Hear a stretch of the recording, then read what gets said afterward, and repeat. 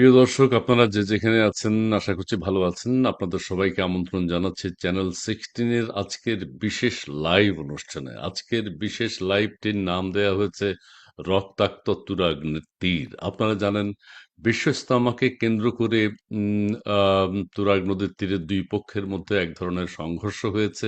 সেটি কেন হয়েছে এবং সারা বাংলাদেশ সহ পৃথিবীতে আলোচিত একটা বিষয় হচ্ছে তুরাগ তীর। তুরাগ তীর কেন রক্তাক্ত সেই বিষয়ে আমরা নানান কথা শুনছি এবং কাউকে কাউকে গ্রেফতার করা হয়েছে। কেন গ্রেফতার করা হয়েছে, তারা কি সত্যি অপরাধী কিনা, তারা কি আক্রমণের সাথে জড়িত কিনা, আহত হয়েছেন শতাধিক এবং বলা হয়েছে 4 জনের মতো নিহত হয়েছে। এই বিষয়ে নানান মতামত পক্ষে বিপক্ষে চলছে এবং কেউ বলছেন যে আগামীতে অর্থাৎ বিশ্ব ইজতেমা যখন হওয়ার কথা সেটা আদৌ হবে কিনা, এবার সেভাবে সম্ভব কিনা বিগত বছরগুলোর মতো শান্তিপূর্ণভাবে বিশ্ব ইজতেমা পালন করার।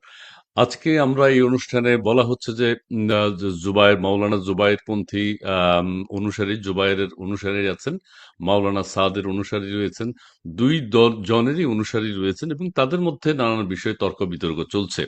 আমরা আজকে মাওলানা সাদ অনুসারী যারা রয়েছেন তাদের মধ্য থেকে দুইজনকে আমাদের অনুষ্ঠানে আমন্ত্রণ জানিয়েছি এবং এর পরবর্তীতে আমরা মাওলানা জুবায়েরের অনুসারী যারা রয়েছেন তাদের মধ্য থেকে কয়েকজনকে আনার চেষ্টা করব আমাদের এই সরাসরি অনুষ্ঠানে। আজকে আমরা যাদেরকে আমন্ত্রণ জানিয়েছি তারা দুজন হচ্ছেন, আমি পরিচয় করে দিতে চাই। আমাদের সাথে যুক্ত করে নেব মুফতি সৈয়দ ওসামা ইসলাম, তাকে আমরা যুক্ত করে নিচ্ছি। জি, আসসালামু আলাইকুম, কেমন আছেন? ওয়ালাইকুম আসসালাম। আপনি কেমন আছেন? জি, আছি ভালো, আছি ভালো। ইসমাইল ভাই, আপনি কানাডা থেকে? জি, আমি কানাডা থেকে। আমরা এবারে যুক্ত করে নিচ্ছি আমাদের আরো একজন অতিথি, মুফতি আজিম উদ্দিন। তিনি হচ্ছেন ইমাম ও খতিব কাকরাইল মসজিদ। কেমন আছেন আপনি? আসসালামু আলাইকুম। ওয়ালাইকুম সালাম রহমতুল্লাহ। জি, খন্দকার ইসমাইল ভাই, আল্লাহ পাকের মেহেরবানি, আলহামদুলিল্লাহ আলা কুল্লি হাল।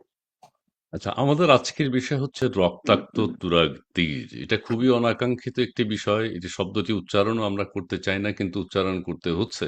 আমরা দেখেছি বিগত কয়েকদিন যাবৎ এই বিষয়টি নিয়ে নানান কথাবার্তা হচ্ছে। গ্রেফতার, আক্রমণ, পাল্টা আক্রমণ চলছে এবং সারা পৃথিবীতে বিশ্ব ইজতেমাকে কেন্দ্র করে সারা পৃথিবী থেকে কিন্তু মুসলিম সমাজ বা তাবলিগের অনুসারী যারা আছেন তারা এখানে জড়ো হন এবং এটি বাংলাদেশের জন্য একটা গর্বের বিষয় যে আমাদের দেশে এত বড় একটা ধর্মীয় অনুষ্ঠান প্রতি বছর আমাদের এখানে অনুষ্ঠিত হয়ে থাকে। কিন্তু এবার আমরা এর ব্যতিক্রম দেখতে পাচ্ছি। তুরাগ তীরে এবারে বিশ্ব ইজতেমা আদৌ অনুষ্ঠিত হবে কিনা সেটা নিয়ে শঙ্কা দেখা দিয়েছে।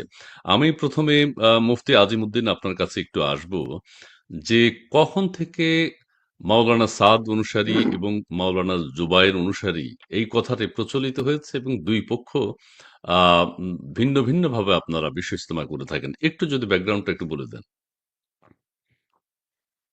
নাহমাদুহু ওয়া নুসাল্লি আলা রাসূলিহিল কারীম। খন্দকার ইসমাইল ভাই সহ যারা শ্রোতা সবাইকে মোবারকবাদ এবং ধন্যবাদ দিয়ে আমি আমার এই প্রোগ্রামের কথা শুরু করব। আসলে এই কথাটাই ভুল যে আমরা সাদ অনুসারী। আমরা সাদ অনুসারী না, আমরা তবলিগওয়ালা, সাধারণ তবলিগের সাথী। জি, কেন এই কথাটা বলছি? এই পরিচয়টা আমাদের দীর্ঘ ১০০ বছর ধরে এই পরিচয়টাকে আমরা লালন করি। কেন? তবলিগ যে বিশ্ব মার্কাজ, সারা বিশ্বের যেটা কেন্দ্র, নিজামুদ্দিন দিল্লির যে মার্কাজ, সেখান থেকে সারা বিশ্বে পরিচালিত হয়ে আসছে। আমরা জি, সেই ধারাবাহিকতায় তবলিগকে আজও অব্যাহত রেখেছি। সেই হিসেবে আমাদের নতুন কোন নামের প্রয়োজন নেই। যারা নিজামুদ্দিন জি, মার্কাজের সাথে বিদ্রোহ করে আলাদা দল গঠন করেছে, তাদের জোবায়েরপন্থী বা সুরাপন্থী যেকোনো নতুন নামের প্রয়োজন হতে পারে। আমাদের কেন নতুন জি, নামে আমরা নিজেদেরকে পরিচিত করি না, করতে পছন্দ করি না। জি। আপনারা কিন্তু আমরা একটা হয়তো বিভিন্ন জি, জি, জি, জি, প্লিজ, প্লিজ বলুন। এই কথা আপনারা অনলাইন বিভিন্ন মাধ্যমে জেনেছেন। ২০০০ মূলত ১৫ সাল থেকেই তবলিগের কিছু মানুষ যে মূল মার্কাজ থেকে বিদ্রোহ করেছে, এটা জি, প্রকাশ্যে আসে ২০০০ মূলত ১৫ সাল থেকে। জি, এই ১৫ সালে পাকিস্তানে একটা ইজতেমা হয়, ওসামা ভাই আরো ভালো বলতে পারবেন, যেখানে নতুন একটা প্রস্তাবনা দেয়া হয় যে আলমী মার্কাজ যেটা নিজামুদ্দিন, এর বাইরে আমরা বাংলাদেশ, ভারত, বাংলাদেশ, ইন্ডিয়া, পাকিস্তান এই ৩ দেশের মুরুব্বিদেরকে মিলিয়ে একটা কম্বাইন্ড একটা শুরা কমিটি গঠন করব। যারা সারা বিশ্বে তবলিগ পরিচালনার মূল নীতি নির্ধারক বলে বিবেচিত হবে। এটা জি, কারো, কারো একটা প্রস্তাবনা ছিল। এটা তবলিগে আপনারা জানেন একটা সিস্টেম আছে যে জি, ওয়ার্ল্ড ওয়ে কোনো নীতি পরিবর্তন করতে হলে সেটা ওয়ার্ল্ড ক্লাস কোনো ইজতেমা বা ওয়ার্ল্ড ক্লাস কোনো ইভেন্টের মধ্যে এটাকে সিদ্ধান্ত নিতে হয়। একটা পরামর্শ গঠিত হয়। সেই পরামর্শের মধ্যে নীতি নির্ধারকরা থাকেন। তাদের ফয়সালার মাধ্যমেই নতুন কোনো সিদ্ধান্ত আসে। কিন্তু আমাদের যারা শুরার প্রস্তাব যারা দিয়েছেন এরা আজও পর্যন্ত এই প্রমাণ কাউকে দেখাতে পারেননি এবং পারবেও না যে এই যে শুরা কমিটি গঠন এটা কোন মশওয়ারায়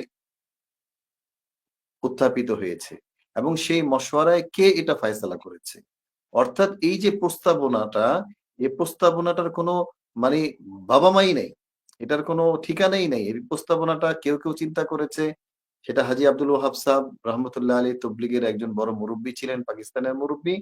তার কাছ থেকে তার বয়সের ভারে নব্য ছিলেন, প্রায় ৯০ বছরের উপরের বয়স্ক মানুষ। তার থেকে একটা সাইন নিয়ে যে আমরা সবাই একমত। এখান থেকে এই প্রস্তাবনাটা তারা সারা বিশ্বে পরিচালনার জন্য চেষ্টা করেছেন। জি।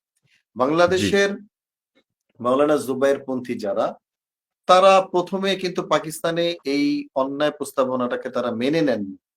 পরবর্তীতে তারা কোনো কারো ইন্ধনে পড়ে সেই প্রস্তাবনাটার মধ্যে তারা স্বীকার করেন বা সেই প্রস্তাবনাটা গ্রহণ করে তারা একটা আলাদা নাম গ্রহণ করেন যে আমরা শুরাপন্থী, আমরা নিজামুদ্দিনকে আর মানি না। মূলত আচ্ছা, সেইখান থেকে ২ টা দল কিন্তু দ্বন্দ্বটা ২ ভাগে শুরু। ইস্তেমা কিন্তু দ্বন্দ্বটা শুরু। আচ্ছা, তো এই আমি একটু বলি। আপনি তার মানে যেটা বলতে চেয়েছেন যে আ মাওলানা সাদপন্থী আসলে কেউ নেই। না সাতপন্থী বলে এটা কেউ নেই। এটা একটা এটার একটু আর ১ মিনিট যদি ভুল। একটু ব্যাখ্যা করেন দর্শকদের জন্য প্লিজ।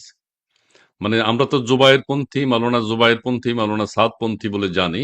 সাদপন্থী নেই মানেটা একটু যদি আর ১ মিনিট ব্যাখ্যা করেন তারপর আমরা ওসামা ইসলাম সাহেবের কাছে যাব। আমি আপনাকে একদম আ শর্ট কাট আপনাকে আমি যেটা বলতে চাই, আজকে যদি মাওলানা সাদ সাহেব দামাত বারাকাতুহুম ইন্তেকাল করেন, তাহলে কালকে কি আমরা তবলিগ ছেড়ে দিব? আমরা তো তবলিগ ছাড়বো না। কেন?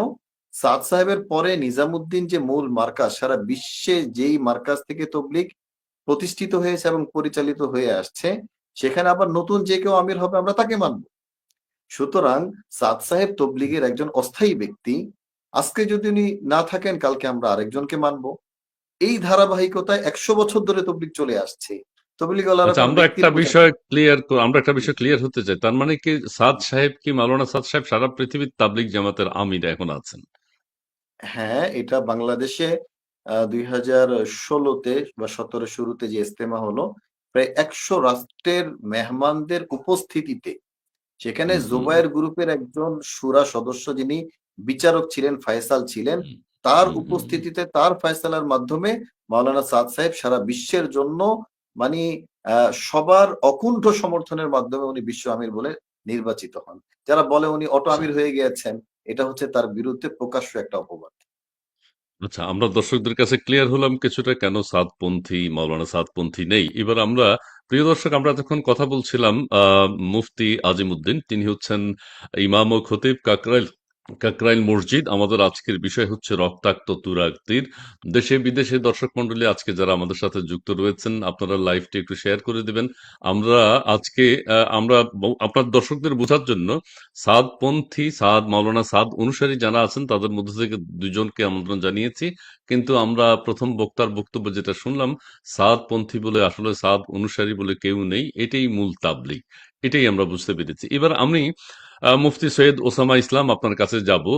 যেই বিষয়গুলোর স্পেসিফিক বলবেন, যেই বিষয়গুলো নিয়ে আপনারা সেই দ্বন্দ্বের কারণে মাওলানা জুবায়েরপন্থী হয়েছেন, সেই বিষয়গুলো কি আসলে? কোন বিষয়ে আপনাদের আকীদাগত একটা মতানৈক্য দেখা দিয়েছে? আলহামদুলিল্লাহ। আসলে তবলিগের মধ্যে যে পরিস্থিতি এখন চলতেছে, জি, এই পরিস্থিতি অনাকাঙ্ক্ষিত একটা পরিস্থিতি। এটা আমরা কেউ আশাও করি না এবং কেউ এটা চাই না যে এটার ১ মুহূর্ত বা ১ দিনও ১ মিনিটও এই পরিস্থিতি আগে বাড়ুক।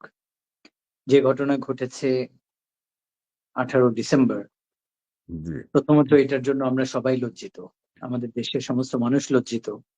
পুরা পৃথিবী তাকিয়ে ছিল আমাদের দিকে, আমাদের ইজতেমার দিকে, আমাদের জোরের দিকে। তো শয়তানের ওয়াসওয়াসায় এই কাজ, শয়তান এসে আমাদের মধ্যে একটা ঝগড়া লাগিয়ে দিয়ে চলে যায়। যাই হোক, আমরা সেই প্রশ্নে যাব, আমরা আমি সেদিকে যেটা যাব। বলতে চাচ্ছি কেন যে আমি রক্তাক্ত যে হলো তুরাগনির তীর? আমি জি। আপনার প্রশ্নের উত্তরের দিকে যাচ্ছি, সেটা হচ্ছে যে আসলে আকীদাগত কোনো পার্থক্য নাই এখানে। তবলিগের কিছু উসুল, কিছু তবলিগের নিয়ম কানুন, সেই কানুনগুলাকে জুবায়েরপন্থী ভাই যারা আছেন বা তাদের মুরব্বীরা যারা আছেন তারা এটা মানবেন না, এই বিধায় তারা এখান থেকে আলাদা হয়ে যান। তার মধ্যে মূল একটা জিনিস যেটা, সেটা হচ্ছে এটাই যে ইমারত এবং আমির দিয়ে যে তবলিগের মেহনত গত 100 বছর থেকে পুরো পৃথিবীতে চলে আসতেছে, এবং তার পরবর্তীতেও আল্লাহ রসুল সাল্লাল্লাহু আলাইহি সাল্লামের জামানা থেকে শুরু করে এই পর্যন্ত ইমারতের মাধ্যমে দিনের যে কোনো কাজ দুনিয়াতে চলে আসতেছে আমির হওয়া। এবং আল্লাহ রসুলের হাদিস আছে, যদি 2 জন হও তার মধ্যে একজন আমির, 3 জন থাকলে তার মধ্যে অবশ্যই একজন আমির বানাও, আর না হলে তোমাদের মধ্যে শয়তান ঢুকবে। সো ওই মূলনীতিতে তবলিগের মেহনত ইমারতের আন্ডারে, আমিরের আন্ডারে চলে আসতেছে। ওনাদের কথা হচ্ছে যে আমরা আমির মানব না। মৌলানা সাদ সাহেবের বিরুদ্ধে যেই অ্যালিগেশন গুলা তারা লাগায়, এগুলা আসলে ওনাকে বিতর্কিত করার জন্য, মিথ্যা সত্য মিলিয়ে তাকে বিতর্কিত করার জন্য একটা জিনিস, একটা অস্ত্র এটা। যে প্রথমেই যদি আমরা বলি আমরা আমির মানবো না, তাহলে তো তাদেরকে মানুষ ধরবে, তোমরা কেন মানবা না। তারা ওই আগে আমির মানবো না এটা না বলে তারা হুম। ওনার বিরুদ্ধে মিথ্যা অ্যালিগেশন গুলা লাগালো, যাতে করে এই লোকটা বিতর্কিত হয়ে যায় আর তাকে সরানো তাদের জন্য সহজ হয়ে যায়। তো আচ্ছা, তাদের মাওলানা মূল সাদ বিরোধ সাহেব কখন থেকে তাবলিগের আমির হয়েছেন, একটু যদি আমাদের বলেন। তবলিগের আ 1924 সালে হযরত মাওলানা ইলিয়াস সাহেব রহমাতুল্লাহ আলাইহি শুরু করছিলেন, উনি তবলিগের আমির ছিলেন। পরবর্তীতে জি, উনার ছেলেকে উনি নিজে আমির বানিয়ে যান। মাওলানা ইউসুফ সাহেব জি। রহমাতুল্লাহ, উনি তবলিগের আমির ছিলেন। পরবর্তীতে মাওলানা ইউসুফ সাহেব রহমাতুল্লাহ আলাইহি যখন ইন্তেকাল করেন, তো পরামর্শ করে আমির বানানো হয় মাওলানা এনামুল হাসান সাহেব রহমাতুল্লাহ আলাইহিকে। উনি তবলিগের 30 বছর আমির ছিলেন। উনি মারা যান 1995 সালে।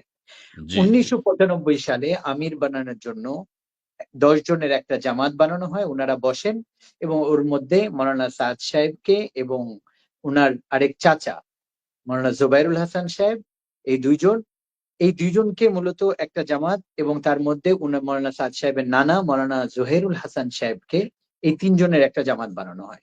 এবং বলা হয় যে এই 2 জন, উনাদের বয়স যেহেতু একটু কম আর নানার বয়স বেশি, তো নানার মাথাহাতে এই 2 জন তবলিগের মেহনত নিয়ে চলতে থাকবে। এবং পরবর্তীতে এটা একটা, আচ্ছা ফিলহাল তখন আপাতত এই 3 জনকে দায়িত্ব দেওয়া হয়। এবং ওনার নানা যখন ইন্তেকাল করেন, তার পরবর্তী থেকে মাওলানা সাদ সাহেব এই তবলিগের সমস্ত ফয়সলাগুলা, সমস্ত কাজের দায়িত্ব নিজের হাতে নিয়ে নেন। এবং জুবাইরুল হাসান সাহেব দ্বিতীয় আরেকজন যিনি ছিলেন, উনি সবসময় ওনার সাথে থাকেন এবং ওনার সঙ্গ দেন। আমি ছোটবেলা থেকে 1988 সাল থেকেই বা 87 সাল থেকে নিজামুদ্দিন আমাদের যে মার্কাজ পুরা পৃথিবীর, ওখানে যাওয়া আসা। এবং আমি ছোটবেলা থেকে 95 পরের থেকেও, তারপরে 97 থেকে যখন মাওলানা জহিরুল হাসান সাহেব ইন্তেকাল করলেন, তখন থেকেও খুব কাছের ওনাদের নিজামুদ্দিনে যাওয়া, ওনাদের মার্কাজে একত্রিত হওয়া, বসা, এগুলোর সাথে জড়িত থাকার কারণে আমি এটা দেখেছি যে সমস্ত ফয়সলা গুলা মাওলানা সাদ সাহেব করতেন, আর জুবাইরুল হাসান সাহেব ওনার সাথে বসা থাকতেন, উনি সায় দিতেন যে হ্যাঁ আমিও একমত আছি। যার কারণে 97 সালে যখন মাওলানা জহিরুল হাসান সাহেব ইন্তেকাল করলেন, তারপরের থেকে 2014 পর্যন্ত মাওলানা সাদ সাহেব সমস্ত ফয়সলা করে আসছেন, যেমন উনি আমিরই ছিলেন। তারপরে মাওলানা জুবাইরুল হাসান সাহেব যখন ইন্তেকাল করেন, তো একজনই বাকি থাকে ওই যে 3 জনের মধ্যে। তো উনারা এটাই চেয়েছিলেন যে আমির একজনই হবে। এবং যখন ওই মাশওয়ারাটা হয় যে 3 জন, তখন আমার বাবা তবলিগের বাংলাদেশের শুরা, উনি জিজ্ঞাসা করেছিলেন যে আপনারা তো বসছিলেন একজন আমির বানানোর জন্য, 3 জন কেন বানালেন। তো উনারা এটা বলেছিলেন যে আমরা 3 জন বানিয়েছি, কিন্তু এটা আপাতত, আর চলতে চলতে একজনই থেকে যাবে। মানে ওনাদের উদ্দেশ্য ছিল একজনকেই নির্ধারণ করা। কিন্তু যেহেতু ওই সময় একটা পরিস্থিতি ছিল, তো ওনারা 3 জনকে দায়িত্ব দিয়েছিলেন। তো 2014 সাল থেকে যখন ইন্তেকাল করেন, মাওলানা সাদ সাহেব নিজে পুরা জিম্মাদারি আগের থেকেও সামলাচ্ছিলেন, ওই সময় উনি এটাকে নিয়ে আগে বাড়তে থাকেন। এবং 2015 সালে শেষের দিকে, 16 সালে এনারা মতানৈক্য শুরু করে। আপনার আওয়াজ শুনতে পাচ্ছি না। জি, জি, জি। কিছু, কিছু জি। বলা হয়, আর কিছু ইসলাম ধর্মের কিছু বিষয় নিয়ে মাওলানা সাদ সাহেবের সাথে দ্বন্দ্বের কারণেই কিন্তু মাওলানা জুবায়ের সাহেব আলাদা হয়ে না, এখন মাওলানা জুবায়ের আ সাহেব আলাদা হন নাই। মাওলানা জুবায়েরুল হাসান সাহেব যিনি ওই যে ২ জনের একজন ছিলেন, উনি আলাদা হন নাই। বাংলাদেশের যে মাওলানা জুবায়ের সাহেব যিনি বাংলাদেশের কথা বলছি, বাংলাদেশের কথা বলছি। আচ্ছা, একটা জিনিস কি বাংলাদেশের মাওলানা জুবায়ের সাহেব উনি আলাদা হবেন তবলিগ থেকে নাকি হবেন না, না কি হবে এটা তো আসলে মুখ্য একটা বিষয় নয়। এইজন্য যে পৃথিবীটা পুরা তবলিগের কাজটা পুরা পৃথিবী জুড়ে, ২১০ টা দেশ জুড়ে। আচ্ছা, এখন এখানে একটা কথা বলি। সারা জি, পৃথিবীতে কি মানে যেমন মাওলানা সাদ সাহেবের অনুসারী আছেন, তা আপনারা বিশ্ব ইজতেমায় একত্রিত হন। জি। মাওলানা জুবায়ের সাহেব যিনি এখন আলাদা হয়েছেন, যার নেতৃত্বে রয়েছে, তার পক্ষে কি সারা পৃথিবীর সমর্থন না, না, রয়েছে? না, না, না। উনার অনুসারীরা এটার প্রমাণই হচ্ছে গত ৬ বছরের ইজতেমা। গত ৬ বছরের ইজতেমায় উনাদের ইন্ডিয়ান মানুষই আসছে ১৪০০ আর অন্যান্য দেশ থেকে ২ জন ৪ জন ৫ জন করে আসছে। সব মিলায় হচ্ছে ১৫০০, সব মিলায় হচ্ছে ২০০০। লাস্ট ইজতেমায় উনাদের হাইয়েস্ট যেটা আসছে ৩০০০ সামথিং। এটা উনাদের হিসাব। এটা উনাদের হিসাব। তার মধ্যে ১৫০০ ছিল ইন্ডিয়ান। সো উনার পুরো পৃথিবী জুড়ে কোনো এরকম ভক্ত নাই বা ওই বিশ্ব ইজতেমা যেটা আমাদের দেশে হতো এটা উনারা আর করতে জি, পারতেছেন না। যার কারণে আলহামদুলিল্লাহ মাওলানা সাদ সাহেব যেহেতু আমাদের এটা হয়েছে কি মনে করেন আপনি একটা এক্সাম্পল দেই। ওয়ার্ল্ড ব্যাংকের সাথে পুরা পৃথিবীর ব্যাংকগুলা জড়িত। অথবা আরো ছোট জি। এক্সাম্পল দেই। বাংলাদেশের বাংলাদেশ যে গভর্নমেন্টের ব্যাংক ওইটার সাথে পুরা বাংলাদেশের সব ব্যাংকগুলা জড়িত। হঠাৎ করে একটা ব্যাংক জি। যদি আলাদা হয়ে বলে যে আমি বাংলাদেশ ব্যাংকে মানি না, আমিই সবকিছু। তাহলে তো সে আলাদা হয়ে গেল। সব ব্যাংক তো তার সাথে জুড়বে না। সব ব্যাংক তো ওই বাংলাদেশ ও ব্যাংকের সাথে জড়িত। তো আচ্ছা, বাংলাদেশের ধন্যবাদ। মাওলানা জুবায়ের সাহেব হ্যাঁ, যদি আলাদা হয়ে যায়, তো আমাদের তো মার্কাজ হচ্ছে নিজামুদ্দিন মার্কাজ। ওইটার সাথে জি। ১০০ বছর থেকে পুরা পৃথিবী জড়িত। তো হঠাৎ করে উনার সাথে কেন আসবে মানুষ? আচ্ছা, ধন্যবাদ, ধন্যবাদ আপনাকে। আমরা এবার প্রিয় দর্শক, আপনারা অনেকগুলো কমেন্টস করছেন। আপনারা আমাদের লাইভটা একটু শেয়ার করে দেবেন। আমরা আজকে পরিষ্কার হওয়ার জন্য যা দর্শকদের পক্ষ থেকে আমরা কিছু প্রশ্ন করব এবং আমরা এই বিষয়গুলো এই আজকে বিষয়গুলো জানতে আজকে চাইবো। জানতে চাইবো। এখন হচ্ছেন আমাদের সাথে যুক্ত রয়েছেন মুফতি আজিমউদ্দিন। তিনি হচ্ছেন ইমাম ও খতিব কাকরাইল মসজিদ। আমরা আপনার কাছে যাব। এবার আমরা এই সাম্প্রতিক বিষয়ে আসি যে হুম। 18 তারিখ ডিসেম্বর, 18 বা 17 তারিখ রাতে যে আক্রমণটা হয়েছে এবং সেটার জন্য আপনাদেরকে দায়ী করা হচ্ছে এবং পত্রপত্রিকা আমরা সেটা দেখছি এবং যার কারণে একটা রক্তক্ষয়ী সংঘর্ষ হয়েছে, তুরাগতীর রক্তাক্ত হয়েছে এবং আপনাদের একজনকে উম, উম, মুয়াজ বিন নূর সাহেবকে অ্যারেস্ট করা হয়েছে এবং পরিকল্পনার অংশ হিসেবে, মাস্টার মাইন্ড হিসেবে। সেই ক্ষেত্রে যে ৪ জন মৃত্যুবরণ করেছেন, শত, শত আহত হয়েছেন এবং মৃত্যুবরণ যাদেরকে মারা হয়েছে এর জন্য আপনাদেরকে দায়ী করা হচ্ছে। এই বিষয়ে আপনাদের বক্তব্যটা কি একটু পরিষ্কার করবেন? শুরুতেই এই ঘটনার জন্য আমরা দুঃখ প্রকাশ করছি যে মানুষগুলি দুনিয়া থেকে চলে গেল। তাদের বিদেহী আত্মার মাগফিরাত আমরা কামনা করছি। আপনি আচ্ছা, এখানে শুরুতে একটু আমি কথা যেটা বলি। বললাম এই ৪ জন, যে ৪ জনের মৃত্যু হয়েছে, কি ৪ জন কি ইন্তেকাল করেছেন? ৪ জনকে মারা হয়েছে? ৪ জন? বিষয়টা পরিষ্কার। ৪ এ জন। পর্যন্ত আমাদের কাছে এমন সংবাদ এসছে ৩ জন বা ৪ সংবাদ জন। ৪ জন। ৪ জন। হুম। আচ্ছা, এই ৪ জন কি আমি যদি পক্ষ বিপক্ষের কথা বলি, মানে মাওলানা জুবায়ের পন্থী উনার অনুসারীরা মারা গেছেন? আমাদের কাছে জি, জি, ভাই ৩ জন, ৩ জন। ৩ জন। আর জি, জি। আপনাদের? না, না আপনাদের টোটাল ১ জন। ৩ জন। টোটাল ৩ জন। ৩ জি, জনই তার কি মধ্যে ওই আমাদের ওই একজন। ৩ জনই কি মাওলানা জুবায়ের সাহেব অনুসারীদের মারা গেছেন? না, না, একজন আমাদের। এটা তো তাদের দাবি। এখনো আচ্ছা, একজন তো আমাদের এটা একদমই স্পষ্ট। বাকি ২ জনও তাদের কিনা এটাও এখনো আচ্ছা। স্পষ্ট না। কোন একটা ঘটনা হুম, প্রমাণিত হওয়ার আগে না চূড়ান্তভাবে আমি দাবি করতে পারি না তারা দাবি করতে পারে। হুম, ৩ জন ইন্তেকাল হয়েছে এটা সত্য। কারণ একজন আমাদের পক্ষে এটা চূড়ান্ত। কিন্তু বাকি ২ জন তাদের পক্ষ কিনা। কারণ তারা আমাদের হসপিটালে যারা এখনো আছে, যারা হুম। একটু মুমূর্ষু অবস্থায়, যারা একদম নিশ্চিতভাবে অবস্থায়। আমাদের সাথী, তাদেরকে তাদের সাথী বলে চালায় দেওয়ার জন্য তাদের গার্ডিয়ানদের উপর ইতিমধ্যে তারা চাপ প্রয়োগ করছে। ঢাকা মেডিকেলে তাদের লোক বসায় রাখছে যে, "তোমরা খবরদার এই কথা বলতে পারবা না যে সে নিজামুদ্দিনের অনুসারী। সে মারা গেলে সোজা কাকরাইলে আমাদের সাথী বলে চালাইতে হবে।" তাহলে বাকি ২ জনে তাদের সাথী এ কথা আসলে নিশ্চিতভাবে কেউ বলতে পারে না। আচ্ছা, তো সেদিন কি হয়েছিল? আসলে আপনারা আক্রমণটা কিভাবে হলো? কারা ১ম এ শুরু করলো? এই বিষয়টি যদি একটু ক্লিয়ার করেন দর্শকদের জন্য। আমাদের যেহেতু এটাই হয়তো আপনার রক্তাক্ত তুরাগ তীর নামের আজকের যে হেডলাইন আপনি দিয়েছেন, হয়তো মূল জি, আলোচনা জি, এখানে একটু সময় আমাকে দিবেন। জি আমি প্লিজ। বলতে চাই এটা এটা আমি বলবো যে রাজনৈতিক যে ব্যক্তিবর্গ তবলিগের মধ্যে অনুপ্রবেশ করেছে বা করার চেষ্টা করছে, তাদের পুরা বাংলাদেশে তাদের অবস্থা জানান দেওয়ার জন্য বা তারা একটা সংখ্যায় বাংলাদেশে আছে বা একটা তাদের শক্তি প্রদর্শন করার জন্য একটা ইস্যুর প্রয়োজন ছিল। আমি বলবো জি, পরিকল্পিতভাবে সেই ইস্যুটা তৈরি করার জন্য টঙ্গীর এই জি, নিরীহ তবলিগওয়ালাদেরকে আমি বলবো যে ব্যবহার করা হয়েছে। কারণ এই ঘটনাটা ঘটতে পারে, এটা তো ২০১৮ সাল থেকে আমরা বুঝে এসেছি যে এরকম ঘটনা ঘটতে পারে।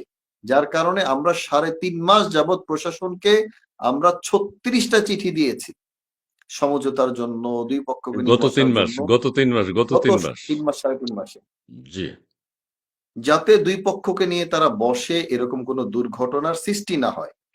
দেখেন, আপনি যদি শুধু ১৮ই ডিসেম্বরের ঘটনাটাকে দেখেন বা ১৭ তারিখ দিবাগত রাত্রের ঘটনাটাকে দেখেন, তাহলে আপনার কাছে মনে হবে যে এরা কেন ঢুকলো? কিন্তু আপনি ৩.৫ মাসে আমাদের যে প্রচেষ্টাগুলি যদি দেখেন, তাহলে এই ব্যর্থতার দায় আমার উপর চাপানোর আগে আপনার প্রশ্ন যাবে প্রশাসনের কাছে, আপনার প্রশ্ন যাবে জুবায়েরপন্থীদের কাছে, আপনার প্রশ্ন যাবে যারা এই বিষয়ে আমাদের উপদেষ্টাদের মধ্যে দায়িত্বশীল ছিল, তাদের উপর আপনার প্রশ্ন যাবে, শুধু আমার উপর আপনি একলা দায় দিবেন না। আমরা এই ঘটনাটা এড়ানোর জন্য ৩.৫ মাস যাবৎ অব্যাহতভাবে আমরা সব জায়গার মধ্যে আমরা চেষ্টা করেছি। প্রশাসনের এমন কোন জায়গা নেই, গোয়েন্দা বিভাগের এমন কোন জায়গা নেই, যেখানে আমরা একাধিকবার আমরা যোগাযোগ করিনি। কেন?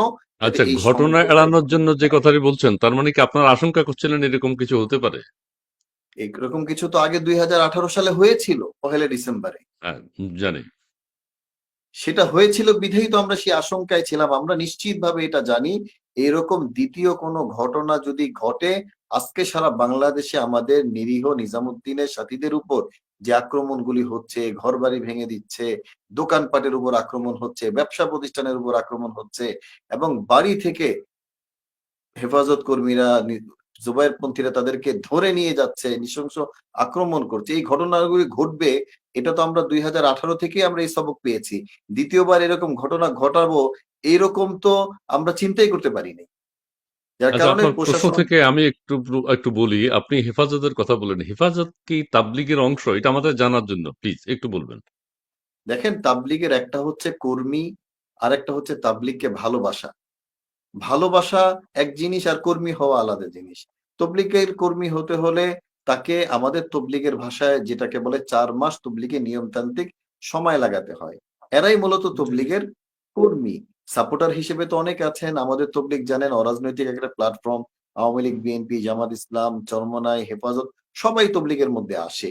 জুবায়েরপন্থী যারা নিজামুদ্দিন থেকে কেটে গেল তখন তারা নিশ্চিতভাবে এটা বুঝে নিয়েছিল অল্প সময়ের মধ্যে যে আমরা কোনো রাজনৈতিক শক্তি বা বড় কোনো ইসলামী দলের সাথে যদি আমরা ঐক্য না গড়ি তাহলে নিজামুদ্দিন ওয়ালাদের মোকাবেলায় আমরা টিকতে পারবো না। তখন তারা হেফাজতের এই প্ল্যাটফর্মটাকে তারা ব্যবহার করেছে। তাদেরকে বলেছে যে আলেম ওলামার অধীনেই তবলিগ চলবে। আর আলেম ওলামা অনেক আগে থেকেই তারা এটা চাচ্ছিল যে তবলিগ হচ্ছে এমন একটা প্ল্যাটফর্ম যেখানে সমাজের সর্বশ্রেণীর শিক্ষিত এবং ব্যবসায়ী সব শ্রেণীর মানুষ পাওয়া যায়। এই বৃহৎ দলটা যদি আমাদের সাথে আমরা নিতে পারি তাহলে আমাদের রাজনৈতিক শক্তি প্রদর্শনের জায়গাটা অনেক কলেবরে বর্ধিত হবে, আমাদের শক্তি বাড়বে। এটা মনে করে তারাও এই অফারটাকে লুফে নিয়েছিল। তো আমি বলব যে ওই জুবায়েরপন্থী যারা তারা হেফাজতকে ডেকেছে বা হেফাজত তাদের সাথে এসেছে, উভয় মিলে আমাদেরকে আ নিষ্পেষিত করা বলেন বা পরাজিত করা বলেন, আমাদেরকে দাবানো বলেন, এর জন্য তারা একত্রিত হয়েছে। তারা অরিজিনাল আপনার তবলিগের কোন কর্মী না। কর্মী না। এই কথাও প্রচলিত আছে, আমরা যেটা জানি এবং পত্র-পত্রিকা আমরা যেটা দেখেছি, ইলেকট্রনিক মিডিয়াতে যেটা দেখেছি সেটি হচ্ছে যে ১৮ তারিখ আপনাদের অংশে বহিরাগতরা ছিল এবং বহিরাগতরাই আক্রমণটি করেছে। এ বিষয়ে আপনাদের বক্তব্যটা কি? এবং যে কারণে ধরপাকড় চলছে এখন? আমি ওই ১৮ তারিখের যে ঘটনাটা যদি আমি একটু সবিস্তারে বলি, দেখেন আমরা দুর্ঘটনা এড়ানোর জন্য সর্বাত্মকভাবে আমরা প্রিপেয়ার্ড ছিলাম, আমরা প্রস্তুত ছিলাম, প্রশাসনকে জানিয়েছি এবং আ গাজীপুর ডিসি, এসপি, ওসি তারপরে আপনার কমিশনার বারবার তাদের সাথে বসেছি। তারা এই ঘটনা ২-৪ দিন আগে আমাদের সাথে বসেছিল। ২ পক্ষ থেকে আন্ডারটেকিং নিয়েছে। যে জুবায়েরপন্থীরা মাঠ খালি করে দিবে, আমরা টঙ্গীর মাঠে আমরা ঢুকবো না। এটার ব্যাপারে আমরা আচ্ছা। আন্ডারটেকিং দিয়ে তারপরে এসছি। তো এরপর আমাদের ময়দানে ঢোকার সরকার যদি ফায়সালা না করে এটার কোনো প্রশ্ন নাই। এবং তারা ওই আন্ডারটেকিং এর ওই দাবিকে বা তাদের ওই ওয়াদাকে তারা লঙ্ঘন করে তারা ময়দানের মধ্যেই জোরপূর্বক অবস্থান নেয়। যার জি। কারণেই এই সংঘর্ষটা ঘটে।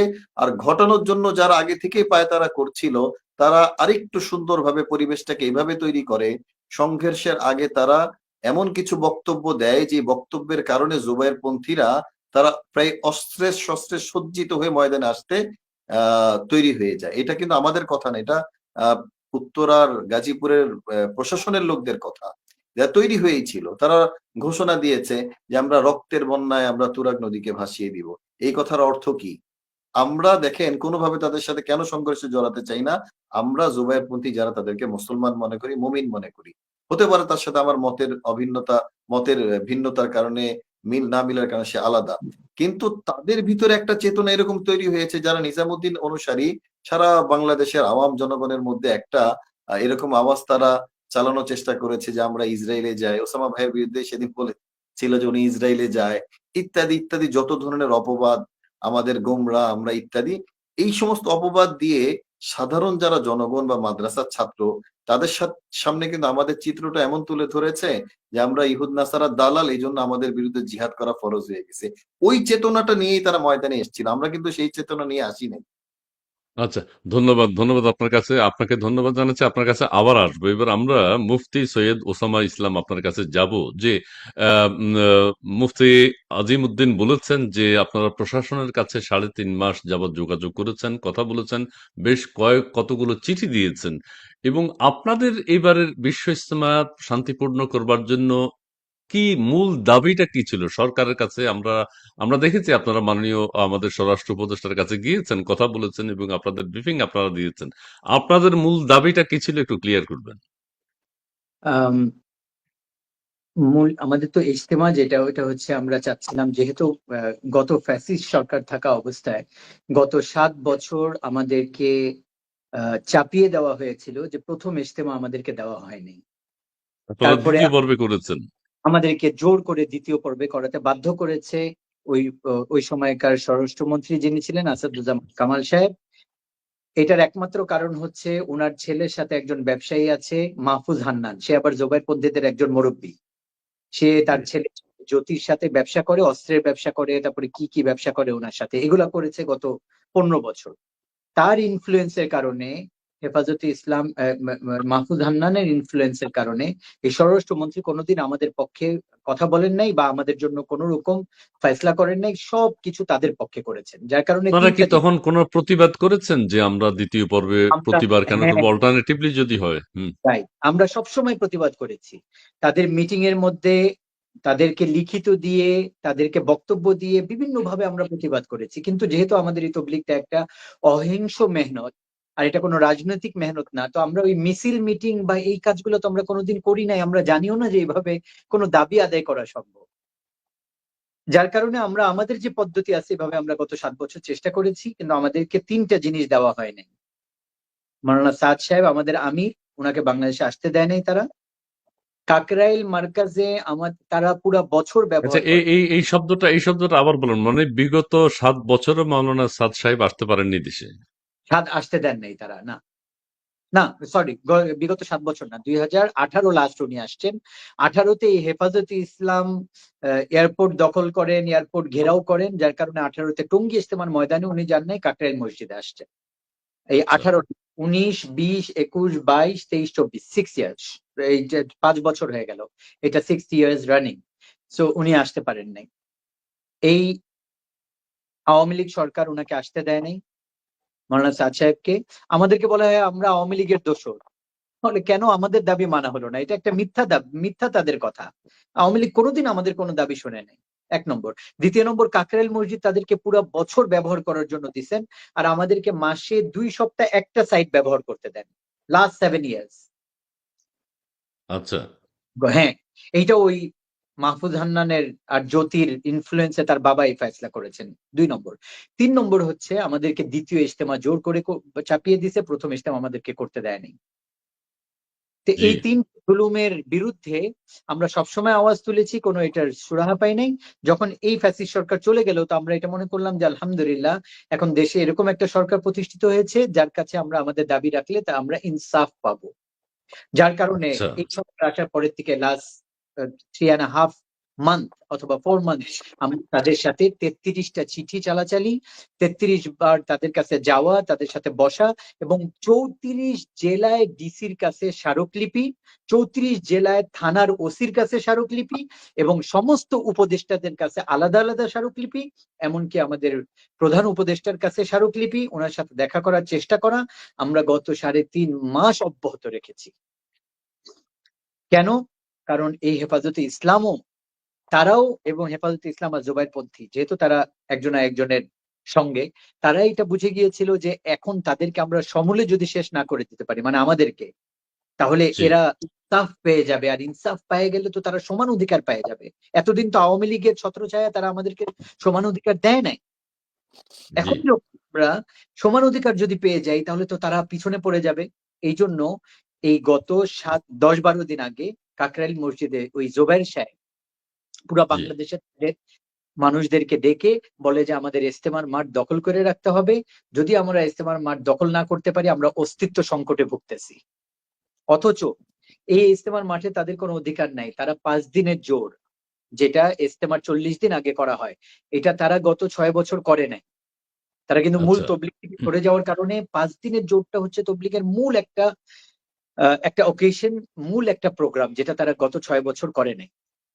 জি আমরা এটা করেছি। টঙ্গী মাঠে আমরা করতে পারি নাই তাদের জ্বালাতনের কারণে আর আওয়ামী লীগের সরকারের কারণে আমরা করতে পারি নাই, কিন্তু আমরা অন্য অন্য জায়গায় করেছি। পুরা বাংলাদেশের সমস্ত 3 চিল্লার সাথীদেরকে আমরা একত্রিত করে প্রতি বছরই করেছি, তারা করে নাই। এই বছর তারা করেছে। তারা প্রথমে বলেছিল করবে না, তারাও করবে না, জি আমাদেরকেও করতে দিবে না। আমরা বলছি ঠিক আছে আপনারা না করেন কিন্তু আমরা করব। তারপরে তারা করেছে। তারা যখন করলো তখন আমরা বললাম যে যদি আপনারা করেন আলহামদুলিল্লাহ, আমরা তাদের কাছে ওই সময় চিঠি পাঠিয়েছি, আপনারা 5 দিনের জোর এতদিন পরে করতেছেন, আপনাদেরকে মোবারকবাদ, সেফটির সাথে আপনারা করেন, সুন্দরভাবে করেন, আপনাদের কোনো সাহায্য দরকার হলে আমরা আপনাদেরকে করতে রাজি আছি। আমরা এরকম তাদেরকে চিঠি পাঠিয়েছি, এবং আপনাদের কাছে আমরা এটাও চাই যে আমাদের জোরের সময় আপনারা আমাদেরকে সহযোগিতা করবেন, আমাদের জন্য দোয়া করবেন। কিন্তু যখন আমাদের জোরের সময় আসে, ঠিক তার 20 জি দিন পরে তারা মাঠ দখল করার জন্য আগের 10-12 দিন আগের থেকে আওয়াজ দিতেছে তাদেরকে মাঠে ঢুকতে দিব না, তাদেরকে বাংলাদেশ থেকে উৎখাত করব, তাদেরকে কাকরাইলে 2 সপ্তাহ ওইটাও দিব না, তাদের বাংলাদেশে থাকার কোনো অধিকার নাই। এই কথা বলা যে তারা কি? অর্থাৎ যে কথাটা আমরা বুঝলাম সেটি হচ্ছে বিগত দিনগুলোতে আপনারা যে বৈষম্যের শিকার হয়েছেন এবং রাইট। আপনারা চেয়েছিলেন যে এই সরকারের অন্তর্বর্তীকালীন সরকার যেহেতু সবার, এই জি, সরকারের অধীনে অন্তত আপনারা হয়তো কিছু দাবি দাওয়া উপস্থাপন করেছেন যে আপনারা হয়তো জি প্লিজ প্লিজ আবার বলবেন একটা জিনিস আমরা চেয়েছিলাম। স্পেসিফিক করেন হ্যাঁ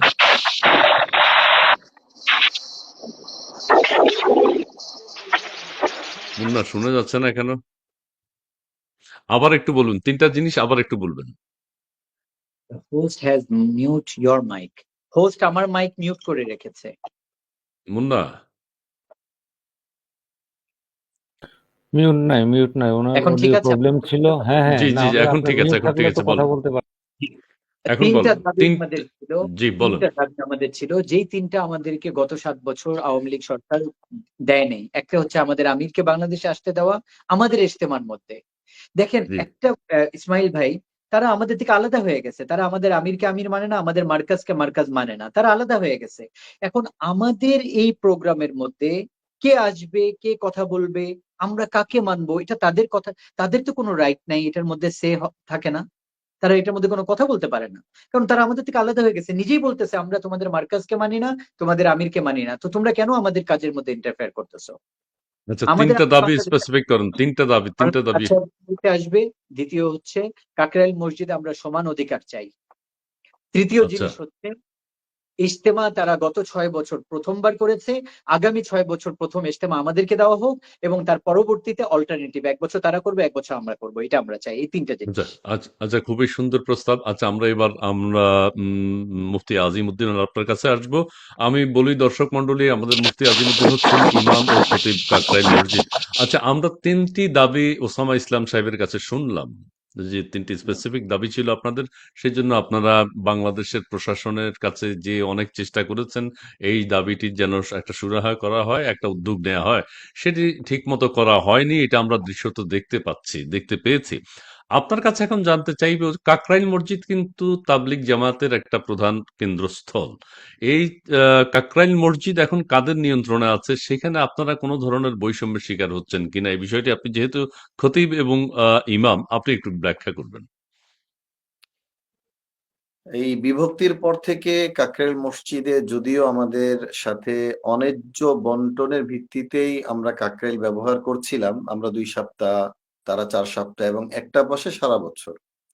কিন্তু টঙ্গীর এই ঘটনা, যেটা আমি আপনাকে আগেই বলেছি, একটা পরিকল্পিত একটা ঘটনা, যেটার পরে তারা কি দাবি করবে, সারা বাংলাদেশে কি মেসাকার করবে, সব আগে থেকে তাদের পরিকল্পিত ছিল।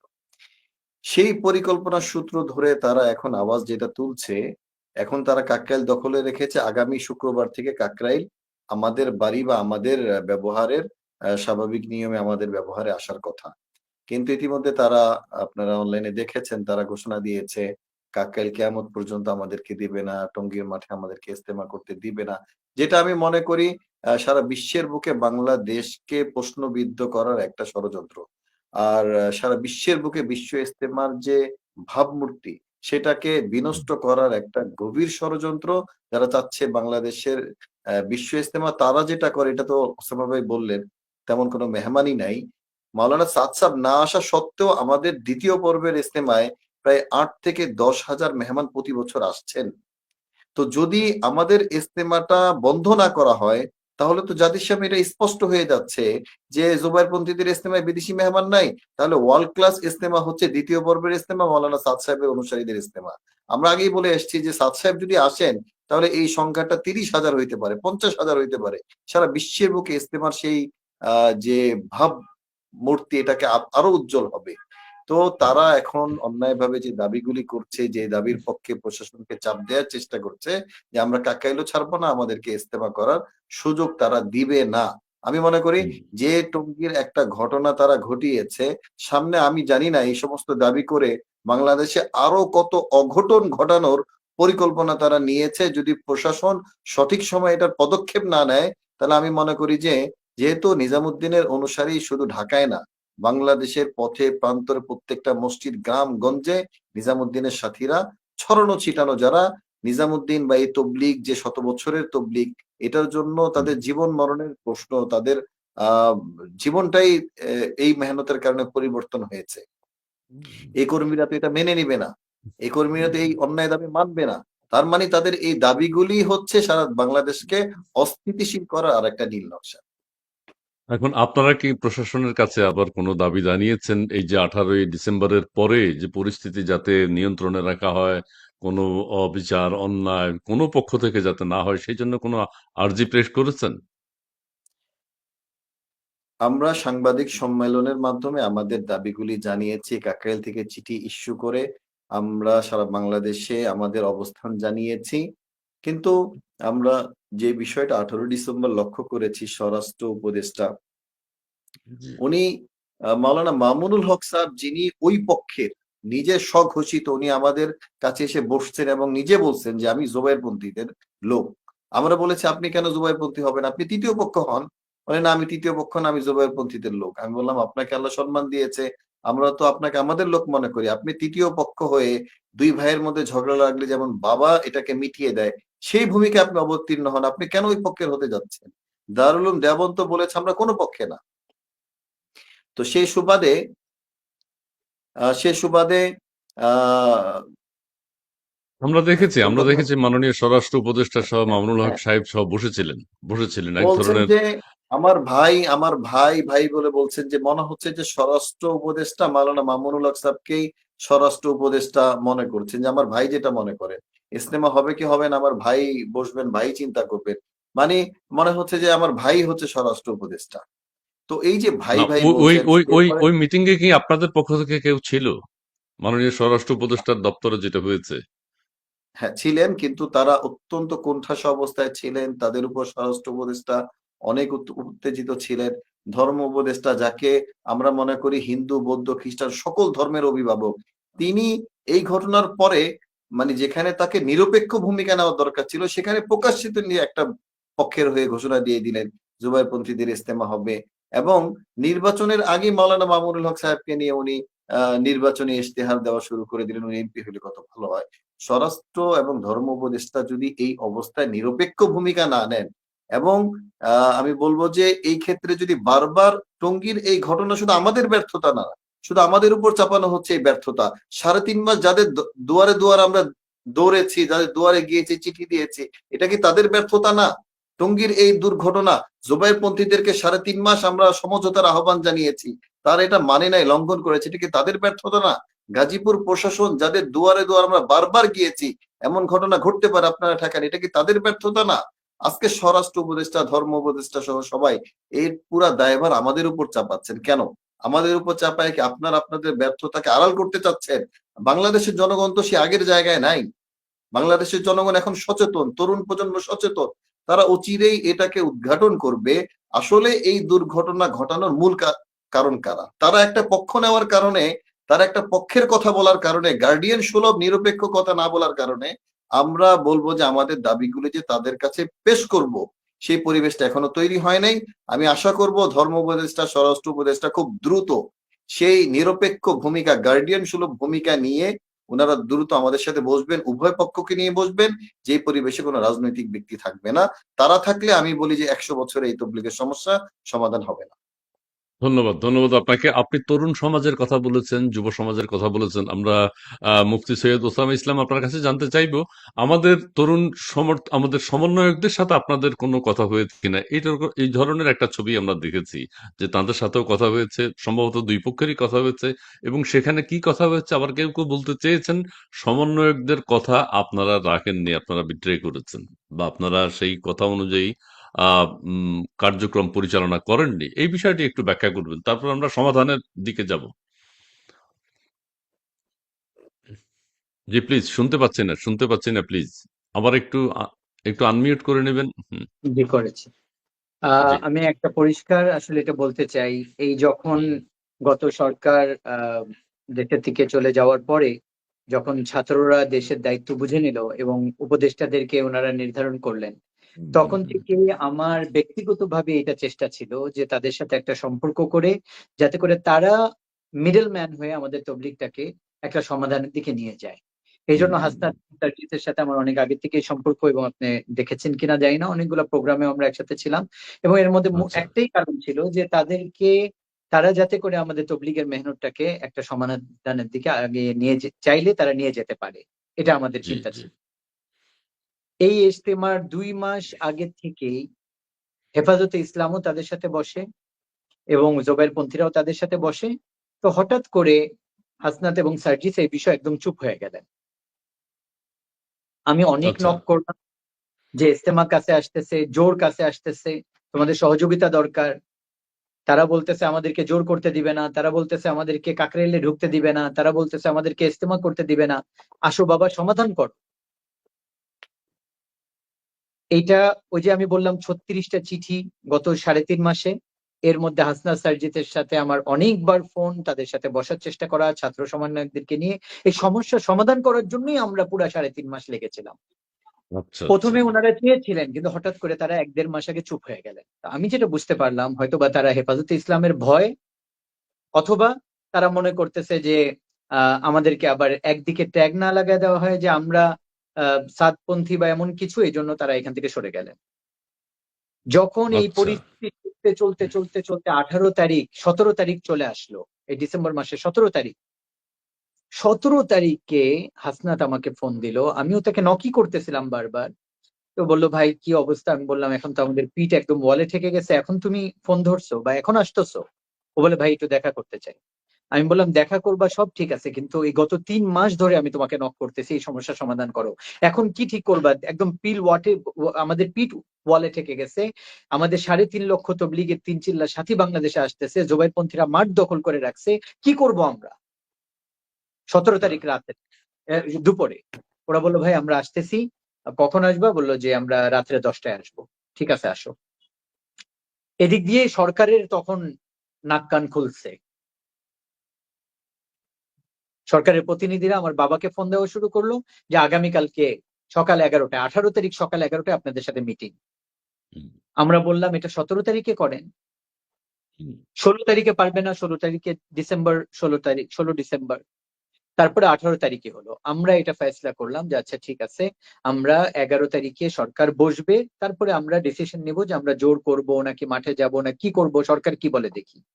কিন্তু রাত্রেবেলা যখন হাসনাত আর সার্জিসকে পাইলাম আমরা অনেক খুশি হলাম যে ঠিক আছে ওদের মাধ্যমে একটা সমাধান করতে পারি কিনা। ওদেরকে নিয়ে আমরা আমাদের টঙ্গী টিন সেজে যে মার্কাজ আছে এই জায়গায় বসলাম। 1 ঘন্টা থেকে 1.5 ঘন্টার মতো ওদের সাথে আলাপ হলো। আলাপ হয়ে ফাইনাল ডিসিশন এটা হলো, আপনি ভিডিও দেখবেন ক্লিয়ার। ওরা এটা হুম, বললো যে আপনারা 25 তারিখের মধ্যে মাঠ ছেড়ে দিবেন।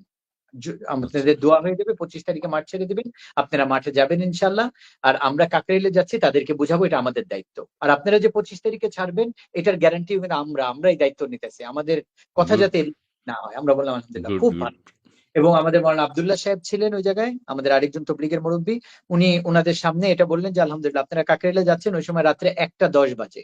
তার মানে 2-3 ঘন্টা মিটিং ম্যাক্সিমাম। ফজরের আগেই জানায় দিবে। আমরা ইনশাল্লাহ ফজরের নামাজ ইস্তেমার মাঠে পড়বো। এটা মাওলানা আব্দুল্লাহ সাহেব উনাদের সামনেই বললেন, উনারাও বললো ইনশাল্লাহ। ঠিক আছে। এটা হলো দুইটা জিনিস আমাদের সামনে তখন ছিল, যে একটা হচ্ছে হাসনাত স্যারজি যদি তাদেরকে বুঝাইতে পারে তাহলে তো ফজরের আগে আমাদেরকে জানায় দিবে, আমরা মাঠ খালি করে দিবে তারা, আমরা ফজরের আগে পরে ইস্তেমার মাঠে ঢুকবো। আর যদি হাসনাত স্যারজি কোনো ফয়সলা না শুনাইতে পারে তাহলে তো 11টার সময় সরকার আমাদেরকে ডাকছে। এবং আলহামদুলিল্লাহ সরকারের উচ্চপদস্থ প্রতিনিধির কাছ থেকে আমরা এটাই বাই ইনফর্মড ছিলাম যে আলহামদুলিল্লাহ আমাদের জন্য একটা সুখবর আসতেছে। আচ্ছা, এই জন্য ওই দিন রাত্রে 9:30টায় আমার বাবা মার্কাজ ছেড়ে বাসায় চলে গেছেন। তার আগে 4 রাত আমরা ঘুমাইতে পারি নাই, বড় পেরেশান ছিলাম যে কি করব কি করব। সরকার আমাদের কথা শুনতেছে না, ছাত্ররা আমাদের কথা শুনতেছে না, পুলিশ প্রশাসন, আর্মি প্রশাসন কেউ আমাদের কথা শুনতেছে না। আমরা পেরেশান। তার আগের 4 রাত ঘুমাইতে পারি নাই। ওই রাত্রে আমরা একদম টেনশন মুক্ত হইলাম যে আলহামদুলিল্লাহ সরকারও কালকে বসবে আর হাসনাত সার্জিসও আসতেছে। তো আমার বাবা বাসায় বললেন আমি একটু আজকে রেস্ট নিতে যাই। 9:30টায় বাবা বাসায় চলে গেলেন। আমিও হাসনাত সার্জিদের সাথে রাত্রে একটাই মিটিং শেষ করে ওদের সাথে আমি মার্কাজ থেকে বের হয়ে গেলাম। চলে গেলাম বাসায়। বাসায় যে আরামসে যে নিশ্চিন্ত আলহামদুলিল্লাহ। ওরা ফজরের আগে আগে একটা ইনফরমেশন দিয়ে দিবে, আর না হলে সকাল 11টা তো একটা আমাদের পক্ষে ফেসলা আছেই। আসছে। আমরা নিশ্চিন্ত জি, যাই ঘুমায় পড়ছি আমরা বাসায়। সব আমাদের সাথীরা। এবং এদিক থেকে পুরো বাংলাদেশ থেকে যে আমাদের সাথীরা টঙ্গী ইস্তেমার এই জোরের জন্য আসতেছে তাদেরকে আমরা বলছি আপনারা আমাদের যে পশ্চিম তীরে আমাদের মার্কাজ আছে এখানে এসে সবাই একত্রিত হন। সরকারের ফয়সলা অনুযায়ী আমরা কাজ করব, তার এক স্টেপও আমরা এদিক ওইদিক যাব না। যেহেতু আমরা আচ্ছা, বিগত 7 বছর আমরা সরকারের কথার এক স্টেপও এদিক ওইদিক যাই না। এটা পুরো বাংলাদেশের প্রশাসনের কাছে আমাদের একটা গুড উইল আছে, এটা আমরা নষ্ট আচ্ছা, করতে চাই না। আচ্ছা, আচ্ছা, সরকার ঠিক এটা আছে, ঠিক জানে যে আছে। আমরা তার মজবুত। মানে এই দাঁড়ালো সরকারের পক্ষ থেকে যদি একটা সুনির্দিষ্ট সিদ্ধান্ত হতো, উম, তাহলে আপনারা সেই অনুযায়ী সুন্দরভাবে দুই পক্ষই আরো তাদের সুন্দরভাবে করতে কাজকর্মগুলো পারতাম। করতে রাইট, পারতেন। রাইট, আচ্ছা, রাইট। ঠিক আছে, আমরা সেটা এবার আমি এবার সমাধানের দিকে যাই। দর্শক মন্ডলী, আপনারা কিন্তু দর্শকরা অনেক কমেন্টস করছে, এগুলো একটু পড়বেন, এগুলো মাথায় রেখেই বক্তব্য দিবেন, আমরা সেগুলো দেখানোর চেষ্টা করছি। আচ্ছা, অসংখ্য আচ্ছা। দর্শক আমাদের সাথে এখন যুক্ত রয়েছেন, আর সারা বাংলাদেশ থেকে এবং সারা পৃথিবীর বিভিন্ন দেশ থেকে অনেকেই যুক্ত রয়েছেন। আমি মুফতি আজিমউদ্দিন আপনার কাছে এখন আসবে। এখন সমাধানের উপায়টা কি? এখন আমরা চাই, দেশের মানুষ চায়, মুসলিম প্রধান দেশ আমাদের বাংলাদেশ। আহ মানুষ চায় যে তুরাগ নদীর তীরে বিশ্ব ইজতেমা সুন্দরভাবে অনুষ্ঠিত হোক। দুই পক্ষ যদি একসাথে হয় তাহলে তো খুবই ভালো। তারপরেও যদি দুই ভাগে দুই পর্বে হয়ে থাকে সেটাও যাতে শান্তিপূর্ণভাবে হয়, সেটার জন্য কি এক হওয়ার কি কোনো সম্ভাবনা আছে? এক। আর দ্বিতীয় কথা হচ্ছে, দুই পর্বে হলো সেটা শান্তিপূর্ণভাবে সমাধানের কি উপায় আছে একটু বলবেন প্লিজ। ধন্যবাদ আপনাকে। আমি শুরুতে যেটা বলতে চাই যে এক হওয়ার যে প্রত্যাশা এটা তো আমরা বুকে ধারণ করি। এর জন্য আমরা ৩টা থেকে ৪টা চিঠি আমরা জুবায়েরপন্থী আমাদের অপরপক্ষ ভাইদেরকে দিয়েছি যে আসেন আমরা আগের মতো এক হয়ে যাই। আর উম্মত এক হবে তো এক আমিরের পিছনে। আপনি যখন নামাজ পড়েন তো আপনার ইমাম একজন থাকে। একজন একজন। ইমাম না হলে আপনি এক হতে পারবেন না। তো তারা যদি নিজামুদ্দিনের এক আমিরের দিকে ফিরে আসে, এক হওয়ার রাস্তা এখনো খোলা। যদি তারা ওই এক হওয়ার রাস্তায় আসতে তাদের সময় লাগে, তার আগে আমাদের প্রস্তাবনা সারা বিশ্ববরেণ্য ২ জন আলেমের পক্ষ থেকে যে প্রস্তাবনাটা, সেটা মেনে নিলেই কিন্তু সমাধান হয়ে যায়। মাওলানা আরশাদ মাদানী, যিনি দেওবন্দের মুখপাত্র, সারা হিন্দুস্তানে যাকে আমিরুল হিন্দ বলে, উনি বাংলাদেশে এসে ঢাকার বড় একটা মাদ্রাসায় হাজার ওলামা তলাবার সামনে এই কথা বলে গেছেন যে মাওলানা সাদ সাহেবের যে মাসলা, এটা দেওবন্দে শেষ। এবং দোনো পক্ষ হকের উপর আছে। কেউ যদি এক পক্ষকে না হক বলে, সে নিজের আখেরাতকে বরবাদ করবে। ২ নাম্বার মুফতি তকি ওসমানী সাহেব বলেছেন মদিনা মুনাওয়ারাতে এক মজমার মধ্যে যে আপনারা এটা মনে করেন যে তবলিগে ২ পক্ষ ২ টা মাযহাবের মতো হয়ে গেছেন। একটা শাফি, একটা হানাফি, যার যেখানে ইচ্ছা কাজ করতে পারে। বিশ্ববরেণ্য ২ জন আলেমের মতামতকে উপেক্ষা করার কোনো সুযোগ আমাদের নাই। আমরা এই দাবি তাদেরকে জানিয়েছি যে অন্তত তকি উসমানী সাহেব এবং আরশাদ মাদানী সাহেবের এই কথাগুলি আপনারা মেনে নেন। দ্বিতীয়ত, আমরা যেটা মনে করি এই সমস্যা সমাধানের ক্ষেত্রে রাজনৈতিক যে ব্যক্তিবর্গ তবলিগের এই বিশাল মজমা থেকে একটা ফায়দা নিতে চাচ্ছে, তারা তাদের একটা স্বার্থকে সামনে রেখে এই একটা তাদের নজর এই মজমার দিকে দিচ্ছে। এই রাজনৈতিক ব্যক্তিবর্গের প্রভাবকে তবলিগ থেকে মুক্ত করতে হবে। তারা যতদিন এই তবলিগের মধ্যে থাকবে, আমি মনে করি যে তারা কোনোদিন সমাধান এই জন্য হতে দিবে না যে, হ্যাঁ, সমাধান ওই সময় হতে দিবে যদি তবলিগে তারা তাদের সমস্ত আদর্শকে বিসর্জন দিয়ে, আমাদের অপরপক্ষ যেমন তাদের সাথে জোট বেঁধেছে, আমরা যদি তবলিগের যে আদর্শ বুকে লালন করি, যে উসুল সামনে রেখে আমরা চলি, আমরাও যদি আমাদের আদর্শ বিসর্জন দিয়ে একটা রাজনৈতিক দলের সাথে আমরা জোট বাঁধি, তাহলে হয়তো তারা ঠান্ডা হবে। এর আগ পর্যন্ত তারা কোনোদিন তবলিগের সমাধান চাইবে না। দ্বিতীয় প্রস্তাব হচ্ছে আমার এটা, এই রাজনৈতিক ব্যক্তিদের থেকে তবলিগের প্রভাব মুক্ত করে সরকার যদি উভয় পক্ষকে নিয়ে বসে, কেন জুবাইর সাহেবদের এত বিশাল দলের মধ্যে মানে সিদ্ধান্ত নিতে পারে, সরকারের সাথে কথা বলতে পারে, এরকম ২-৪টা ব্যক্তি নাই? কেন তাদের আরেক অন্য সংগঠনের ব্যক্তিদেরকে হায়ার করে আনতে হয়? যদি আমাদের প্রশাসন তারা শক্ত হাতে এটাকে ডিল করে যে আমরা রাজনৈতিক ব্যক্তিদেরকে, যেহেতু এটা তাদের মূল সংগঠন না, তাদের আলাদা আলাদা সংগঠন আছে, তবলিগ যাদের মূল সংগঠন, এই ২ পক্ষের মুরব্বীদেরকে নিয়ে যদি বসে, আমি বলি যে এক না হতে পারলেও আপাতত আমরা একটা সমাধানের রাস্তায় চলতে পারি, যেই সমাধানটা আমি বলি আমাদের তবলিগের জন্য মঙ্গলজনক হবে, আমাদের দেশের জন্য মঙ্গলজনক হবে, আমাদের ইস্তেমাটাকে বিশ্বের বুকে আরো উজ্জ্বল ভাবে তুলে ধরবে। ধন্যবাদ, ধন্যবাদ। খুব চমৎকার বলেছেন। আচ্ছা, এটা কিন্তু দেশের মানুষও কিন্তু মর্মাহত। প্রতি বছরই কিন্তু আপনি কি কোনো জবাব দেবেন? জি, ওসামা সাহেব। আমি একটু সংক্ষেপে, মানে ওই লাইনটা মনে হয় আমাদের ছুটে গেছে, সেটা হচ্ছে যে এটা রক্তাক্ত কিভাবে হলো। আমি একটু জি, ১ মিনিটের মধ্যে সেটা বলি। সেটা হচ্ছে ওই যে জি। আমি বললাম আমাদের লক্ষ লক্ষ সাথী আসতেছিল টঙ্গী মাঠে, আমাদের যে মার্কাজ ওইটার ভিতরে ৫-৭ হাজার মানুষ থাকতে পারে। ওই সময় ১৫-২০ হাজার মানুষ চলে আসার কারণে রাস্তার পাশ দিয়ে আমাদের সাথীরা ঘুমিয়েছিল রাতের বেলা। রাস্তার পাশ দিয়ে ওই কামারপাড়া ব্রিজ পর্যন্ত সাথীরা ঘুমন্ত অবস্থায় চলে গেছিল। হঠাৎ করে রাত্রে হঠাৎ করে রাত্রে ৩:৩০টার দিকে ওদিক থেকে ১-১৫০ মানুষ, তারা লাঠি, পাথর এবং বিভিন্ন জিনিস নিয়ে আমাদের এই ঘুমন্ত সাথীদের উপর আক্রমণ করে। এবং ওইখানে ১৫-২০ হাজার আচ্ছা। মানুষ আসছে এবং আমাদের মার্কাজে। তারা এই হঠাৎ আক্রমণে তারা একদম, মানে পুরা একটা ম্যাসাকার অবস্থা ওখানে না, সৃষ্টি হয়। এটা আমি এবং আমি আমি আমরা যতটুকু জানি বা অনেকেই হয়তো এইভাবে জানেন যে আপনারা জি, আক্রমণ উল্টা করেছিলেন ঘুমন্ত উল্টা মানুষদের বলা উপর। হচ্ছে। হ্যাঁ, এটাই তো কথা। আমরা দেখেন, আমি একটা কথা বলি, হাসনাত সার্জিস আমাদের এখানে আসলো। তাদের সাথে বসে আমাদের পুরা উম একদম ফিক্সড যে ফজরের আগে তারা আমাদেরকে জানাবে, অথবা সরকার আমাদেরকে ১১টায় মাঠ দিচ্ছে। আমরা কেন তাদের উপর আক্রমণ করে আমরা মাঠে ঢুকতে যাব? আমরা কি এত বোকা? আমাদের পুরা প্ল্যান, আমাদের পুরা গেম, আমাদের পুরা সিস্টেম, যেটা আমরা গত ৩ মাস থেকে চাচ্ছিলাম যে সরকার আমাদেরকে মাঠ বুঝাইয়া দেক, ওই হুম, হুম। পুরাটার একদম এন্ডে চলে আসছে। আমরা তো মারামারি কোনোদিন করবো না তখন। এই জায়গায় ওনারা এসে অ্যাটাক করছে এই জন্য যে যাতে করে এটা ভন্ডুল হয়ে যায়, এই ফাইসলাটা যাতে আর না হয়। কারণ ওই আচ্ছা। জায়গায় যে জায়গায় 40-50 হাজার মানুষ, ওইখানে একটা ঢিল মারলে তো আপনি জানেন ওইখানে কি পরিস্থিতি ঘটবে। এবং তারপরে যেটা হয় ভাগদৌড়ের মধ্যে তারা আমাদেরকে ধাওয়া করে, আমরা তাদেরকে ধাওয়া করি, আমাদের সাথীরা। এবং তারপরে ওই মাঠের মধ্যে যায়, ওই জায়গায় তারা আগের থেকেই এটার জন্য প্রস্তুত। ওই যে বললো বিভিন্ন ধরনের আমাদের সাথীরা যখন মাঠে ঢুকে ওই জায়গায় তাদেরকে অ্যাটাক করা হয়, এবং ওই জায়গায় পরবর্তীতে বর্ষা পাওয়া যায়, ওই যে মাছ মারার কি বলে ওইগুলাকে, এরকম লম্বা হ্যাঁ। লম্বা বর্ষা, কিন্তু ওইগুলা অনেক। তারপরে কাঁচি ধার করা বড় বড় দা, তারপরে গুলতি, এগুলো সব আগের থেকে। তারপরে কেরোসিনের মধ্যে কাপড়, কেরোসিনের মধ্যে দিয়ে আগুন লাগায়, ওইগুলোও মারা হয়েছে আমাদের সাথীদের উপরে। এবং বিভিন্ন ভাবে উস্কানিমূলক করে যাতে করে এটা অ্যাটাক হয়ে যায়। এটা প্ল্যান ছিল আচ্ছা। তাদের, যাতে আমাদেরকে যে মার দিয়ে দিতেছে এটা যাতে না হয়। এবং তারপরে আল্লাহ মাফ করুক, আমাদের 2জন সাথী ওর মধ্যে শহীদ হলো, যেটা আমরা একজনের খোঁজ পেয়েছি, আরেকজন খোঁজ এখনো আমরা পাই নাই। এবং তারা বলতেছে তাদের 2জন, ওইটাও আমরা জানি না যে তাদের 2জন না কারা। আমার কথা হচ্ছে এটা, যে আমাদের তো মাঠে ঢোকার কোনো প্ল্যানই নাই, মাসওয়ারাই নাই, অবস্থাই নাই, আমরা কেন ঢুকবো? আচ্ছা, ধন্যবাদ। আপনার কথা আপনি বললেন। আমরা যদি এখন চেষ্টা করব, আমরা মাওলানা জুবায়ের পন্থী যারা আছেন তাদেরকেও যদি দু একজনকে একত্র করতে পারি আগামীতে, আপনারা যদি যুক্ত হন সেই সময় আপনারা কথা বলতে পারবেন, বা আপনাদের পক্ষ থেকে অবশ্যই কেউ, অবশ্যই, হ্যাঁ, 100 বার আমরা ইনশাআল্লাহ। মুখোমুখি করার চেষ্টা করব। আমাদের দর্শকবৃন্দকে আমরা বলতে চাচ্ছি যে আমরা মাওলানা জুবায়ের পন্থী যারা আছেন তাদের কথাও শুনতে হবে।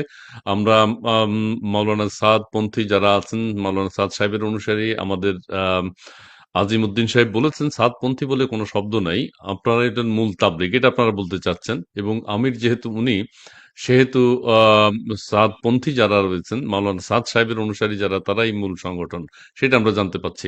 এখন সারা পৃথিবীর ধর্মপ্রাণ মুসলিম যারা আছেন তারা প্রত্যেকেই চাচ্ছেন তাবলিগের এই বিশ্ব ইজতেমার পূর্বক্ষণে যে বিশৃঙ্খলা বাংলাদেশে দেখা দিয়েছে, এর মধ্যে একটা শৃঙ্খলা আসুক, সারা বাংলাদেশের মানুষ একটা ইসলামী অনুষ্ঠানে যেতে পারে, তুরাগ নদীর পাড়ে একত্রিত হয় লক্ষ লক্ষ মানুষ, আমরা দেখেছি রাস্তাঘাট বন্ধ করে সবার আবেগ অনুভূতি কাজ করে সেখানে এসে মোনাজাতে অংশগ্রহণ করবার জন্য। সেটি যেন প্রতিষ্ঠিত হয়, অনুষ্ঠিত হয়, সেটি আমরা চাই, দেশের মানুষও সেটা চায়। এর মধ্যে রাজনৈতিক এক ধরনের প্রোপাগান্ডা, আপনাদের কথার মধ্য দিয়ে যেটি বুঝতে পেরেছি, কিছুটা ঢুকেছে। এই অবস্থান থেকেও আমরা পরিত্রাণ চাই। আমরা চাই যে দুই পক্ষই একসাথে হোক। আমরা আজিমউদ্দিন সাহেব যেটি বলেছেন, দুই পক্ষ একসাথে হয়ে কিছু কিছু দুই দলের স্বার্থ যেটি রয়েছে, বা যে কারণে দ্বন্দ্ব দেখা দিয়েছে, সেটা থেকেও দুই দলকে বেরিয়ে আসতে হবে। বিশেষ করে জুবায়ের অনুসারী সাহেব যারা আছেন, মাওলানা জুবায়ের অনুসারী, সেই সমাধানের লক্ষ্য কি আপনারা দেখতে পাচ্ছেন? সমাধান কি হওয়া সম্ভব? আজিমউদ্দিন সাহেব একটু বলবেন সংক্ষেপে, 1 মিনিট। আম- হ্যাঁ, আমি সমাধানের কোনো সম্ভাবনাকে কখনোই নাকচ করি না। সম্ভাবনা অবশ্যই আছে। এই জন্য প্রশাসনকে বলিষ্ঠ ভূমিকা নিতে হবে। রাজনৈতিক ব্যক্তিদেরকে যদি আলাদা করে আমাদেরকে বসানো হয়, আমি মনে করি তারা যেহেতু দীর্ঘ সময় তবলিগের মধ্যেই তাদের জীবন কেটেছে, অবশ্যই তবলিগের ন্যূনতম আদর্শ এখনো তাদের মধ্যে বিদ্যমান আছে। অন্যায় কারো দাবি, আমি যদি কোনো অন্যায় দাবি করি আপনি কেন মানবেন? আর তারাই বা যদি কোনো অন্যায় দাবি করে, তাদের সংখ্যা বেশি বা মাদ্রাসার হুজুররা তাদের সাথে, এই জন্য তাদের দাবি মানতে হবে, তাহলে আমরা এই বৈষম্যের বিরুদ্ধে হাজারো মানুষের এই জান দেওয়ার অর্থটা কোথায় থাকে? আমি মনে করি বৈষম্য মুক্ত সমাজ গড়ার একটা পরিবেশ তৈরি হয়েছে। দেখেন, বিশ্ব ইজতেমা শুধু টঙ্গীর মাঠে জমা হইলে বিশ্ব ইজতেমা হবে না। বিশ্ব আমির যদি এখানে না আসে, সারা বিশ্বের মধ্যে এটা বিশ্বায়নের যে প্রভাব, সারা বিশ্বের মধ্যে এটার যে ভাবমূর্তি সেভাবে উজ্জ্বল হয় না। মাওলানা সাদ সাহেব যখন আসবেন, সারা বিশ্ব এখানে ঝুঁকে পড়বে, তখন না বিশ্ব ইজতেমাটা তার আসল মহিমায় ফিরে আসবে। এজন্য আমরা চাই প্রশাসন শক্ত ভূমিকা নেক, দুই পক্ষকে নিয়ে বসুক। আমরা অবশ্যই সমঝোতা প্রত্যাশী। সমঝোতার সকল প্রস্তাব আমরা তাদেরকে দিয়েছি। যেকোনো সময়ে যেকোনো ইভেন্টে আমরা বসতে তৈরি আছি। এবং আমরা জি, আমরা অবশ্যই সমাধানের জন্য আমরা আশাবাদী। জি, ধন্যবাদ আপনাকে। মাওলানা মুফতি ওসামা ইসলাম, আপনি 1 মিনিট বলবেন, সমাধানের কথাটা একটু বলবেন, 1 মিনিট। জি, অবশ্যই মুফতি আজিমউদ্দিন সাহেব যেরকম বললেন, আমাদের পক্ষ থেকে সবসময় আমরা চেষ্টা করে যাচ্ছি, এখনো করে যাচ্ছি, যাতে করে এটা সমাধান হয়ে যায়। বিশেষভাবে যেহেতু দুইটা পক্ষ হয়ে গিয়েছে, তো আপাতত যত যদি এক না হয়ও, তাহলে সবাই নিজের মতো কাজ করুক, কেউ কাউকে বাধা না দেখ, কেউ কারো কুৎসারচনা না করুক, কেউ কাউকে অপবাদ না দেখ, সবাই নিজের মতো কাজ করতে থাকুক। আমাদের এই দ্বিধা বিভক্তি এবং একজন একজনকে গালিগালাজ করা, এটা ইসলামকে অপমান করতেছে, সাধারণ মানুষ ইসলাম থেকে দূরে সরতেছে। মানুষ এটা দ্বিধাদ্বন্দ্বের মধ্যে পড়ে গেছে যে এরকম যদি ইসলাম হয়, একজন একজনকে গালিগালাজ করতেছে, অপবাদ দিচ্ছে, দোষারোপ করতেছে, তাহলে ইসলাম কি জিনিস? এই জন্য আমি শেষ করবো আমার কথা দিয়ে, হাসনাত এবং সার্জিসকে অনেক বেশি আমি ধন্যবাদ দিতে চাই। তারা এইটাই চাচ্ছিলেন। ওই যে 18 তারিখ রাত্রে ক্ষেত্রে তারা এটাই চাচ্ছিলেন যে এটা সমঝোতা এখন আমাদেরকে করতে হবে, তারা বুঝতে পারছিলেন। এই জন্যই তারা ইনিশিয়েটিভ নিয়েছিলেন যে আমরা ইনশাল্লাহ মৌলানা সাদ সাহেবকে আসার ব্যাপারে, ভিসার প্রসেসের ব্যাপারেও আমরা আগাচ্ছি, আর আপনাদের এই মাঠও দিব আমরা, এবং আগামীতে যাতে করে দ্বন্দ্ব না হয় এটা ব্যাপারে আমরা বসবো। এখনো আমি বলি, হাসনাত সার্জিস এবং আমাদের মধ্যবর্তী সরকারে যারা আছেন ওনারা যদি চান এটা সমাধান খুব সুন্দরভাবে করতে পারবেন। আমরা এই আশা নিয়ে আজকে আমি এখানে কথা শেষ করতেছি। ধন্যবাদ, ধন্যবাদ, ধন্যবাদ, ধন্যবাদ মুফতি সৈয়দ ওসামা ইসলাম এবং ধন্যবাদ মুফতি আজিমউদ্দিন ইমাম ও খতিব কাকরাইল মসজিদ। এবং আমরাও চাই দুই পক্ষের মধ্যে একটা সমঝোতা আসুক, এবং যে কথা ওনাদের মধ্য থেকে বেরিয়ে এসছে, প্রশাসন যদি একটা বলিষ্ঠ উদ্যোগ এখন নেয়, সমাধানের একটা চেষ্টা করে, তাবলিগের দুই পক্ষ যারা রয়েছেন তাদের মধ্যে মিউচুয়াল আন্ডারস্ট্যান্ডিং এর একটা চেষ্টা করেন, তাহলে এর সমাধান আশা করছি সম্ভব। এবং আমাদের বক্তব্য থেকে যেটি বেরিয়ে এসছে, একতাবদ্ধ হলে তো খুবই ভালো। যদি তাও না হয়, দুই পর্বে যাতে তাবলিগ ইজতেমা খুব সুন্দরভাবে সমাধান হতে পারে, সেই চেষ্টা অব্যাহত রয়েছে। দুই পক্ষেরই নিশ্চয়ই রয়েছে, ওনাদের তো রয়েছে, আমরা সেটা দেখতে পেয়েছি। এবং প্রশাসনের বলিষ্ঠ একটা ভূমিকা আমরা চাই। প্রিয় দর্শক, দেশে বিদেশে যারা এতক্ষণ আমাদের সাথে যুক্ত ছিলেন, আপনাদের সবাইকে ধন্যবাদ জানিয়ে আজকের মতো এখানে শেষ করছি। রক্তাক্ত সালাম ত্যাগীর আলাইকুম। এই অবস্থান আমরা আর দেখতে চাই না। জি, ইসলাম আলাইকুম, ধন্যবাদ। ওয়ালাইকুম আসসালাম। ওয়ালাইকুম সালাম।